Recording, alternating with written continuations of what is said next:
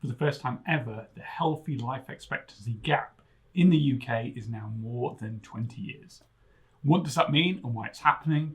Well, we'll get into that in this video. So if you haven't heard of the healthy life expectancy gap before, you might be wondering what that is. Well, it's about measuring healthy life years. So it's about those years where our health is good enough that we can really enjoy our lives, we can go out, we can do things, we can work, compared to looking at overall life expectancy. Currently, the least deprived areas get 69 years of good health and 16 years of bad health, whereas the poorest areas get 49 years of good health and 27 years of bad health. So if you live in the more affluent areas, you get more life expectancy, but significantly, you also get more healthy life years, years to enjoy your life. And if we think about the kind of retirement age that we have now, that's really significant because if you're only getting 49 years of good health, that's way before you would ever get to retire. Now, the lowest levels among high-income countries are here in the UK as well as in the US. So what's causing this huge gap between the most deprived areas and the least deprived areas? Why is there this 20-year gap? Because it seems unbelievable, right, that one group would get 20 more healthy years than another. Well, the authors of the research identify a number of causes, including obesity, mental health, housing, poverty, and the pandemic. So let's look at each of these in turn. Now, obesity is often seen as an individual failing, but the reality is that that isn't what the research shows. People need access to fresh food, but often live in food deserts. So this is an area where there just isn't a local shop selling healthy, fresh food, selling vegetables. And sometimes in many areas, there are only takeaways, there are only junk food available. We also know that stress increases poor eating choices in the most deprived area, stuff with the most stress. So even when people do have the choice to eat healthy, it's harder when you live in the most deprived areas if you're under more stress to make those healthy choices than it is for someone that lives in the least deprived areas. We also need to think about factors such as flexible working hours, reduced exercise time, and gym affordability.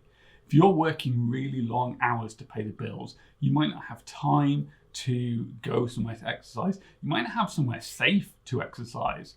If you're going for a run around the streets at night, are those streets safe? Well, if you lived in the most deprived areas, you're probably much more likely to feel unsafe going out for a run by yourself than you would be if you live in a more affluent area. Also, if you live in a more affluent area, you're probably going to have more you definitely are going to have more disposable income to buy things like gym memberships. So again, there's just so much more barriers to making these choices if you live in a deprived area compared to if you live in an affluent area. So there is an element of personal responsibility here, but time and time again, we see persons' choices restricted when they live in the most deprived areas. Next, let's talk about mental health. So depression and anxiety have been rising significantly, and this has a physical health effect. When we have more anxiety and depression, we develop things like chronic illnesses. It chronically damages our immune system, which leads to a lower life expectancy. Chronic stress is linked to an increased cancer risk, and trauma can often express itself as autoimmune diseases. So it's not that, say, mental health is just leading to more suicides, which it is, but also that mental health, which is lowest in the most deprived areas, is leading to physical health problems as well. Next, let's talk about housing and poverty. So again, typically if you're living in the most deprived areas, you're going to have less green space, you're going to have fewer safe spaces to exercise, and you're going to be exposed to more pollution. So the pollution in itself is going to physically impact your health, but it's also going to be harder to make healthy choices like going out and exercising. Poverty also increases stress due to financial insecurity and because the most deprived areas have the highest crime rates. So again, that's going to increase stress. And as we talked about, increased stress, worse physical health. Then the pandemic. The COVID-19 pandemic would seem to be something that would hit everyone equally, right? We all had to queue for the same vaccines. It could get anyone. But the reality is that, again, that isn't what the data shows. So people living in the most affluent areas tend to have jobs where they can work from home.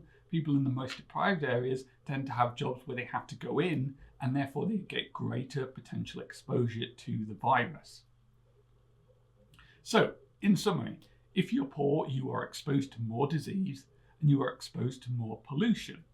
And your nervous system is chronically stressed by insecurity, leading to more physical health issues. And to correct this with things like healthy eating, exercise, becomes more difficult, maybe even impossible, because of things like no safe space to exercise and living in a food desert. Therefore, you're systematically stripped of things like healthy food, places to exercise, and the result is that the inequality is literally killing people. And I bang on about this a lot because I think it's the most pressing issue in psychology now, both inside and outside the therapy room. Many of our clients are coming in and they're chronically stressed, and somebody's told them they've got an anxiety disorder, but they don't. That stress is responding to the genuine threat of living in such an unequal society. I also think that it has a real emotional resonance.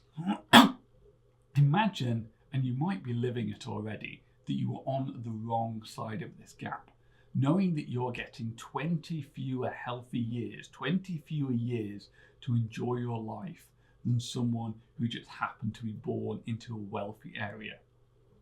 It hurts because it's not fair and it's worth caring about.